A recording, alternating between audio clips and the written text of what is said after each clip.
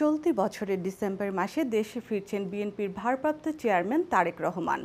এমন তথ্য জানিয়েছে তার পররাষ্ট্র বিষয়ক উপদেষ্টা ও কেন্দ্রীয় আন্তর্জাতিক বিষয়ক সম্পাদক হুমায়ুন কবির।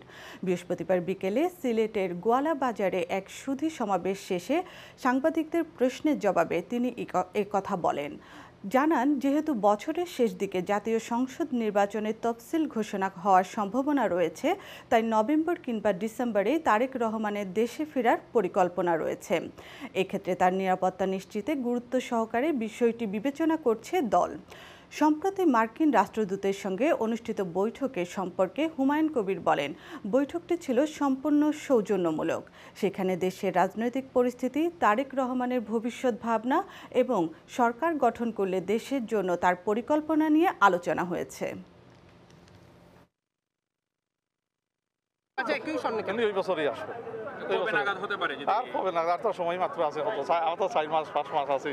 তো এই বছরেই আসবে, এই বছরেই আসবেন উনি। তফসিল তো আশা করি নভেম্বরেতে ঘোষণা হবে, অথবা মানে যে কোনো সময় এই বছরেই তো ঘোষণা হবে। তো উনাকে এই বছরই পাবেন ইনশাআল্লাহ। এই বছর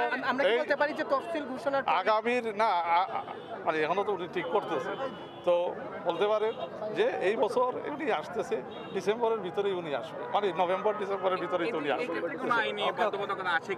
না, মানে এখানে কোনো তেমন বাধ্যকতা নাই। এখানে পলিটিক্যাল সিকিউরিটি কিছু সেন্সিটিভিটি আছে, যেহেতু উনি একজন মানে প্রধান মানে দলের রাজনৈতিক নেতা, আগামীতে ভবিষ্যতে প্রধানমন্ত্রীও হওয়ার চান্স খুব বেশি।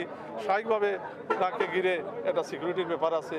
তো এটা রাষ্ট্রের দায়িত্ব, তো রাষ্ট্র খুব সুন তো ডক্টর ইউনূস সাহেব তো বলছেন যে এখন প্রধান কাজটাই হবে একটা সুষ্ঠু নির্বাচনের পরিবেশ তৈরি করে নির্বাচন ফেব্রুয়ারিতে দেওয়া।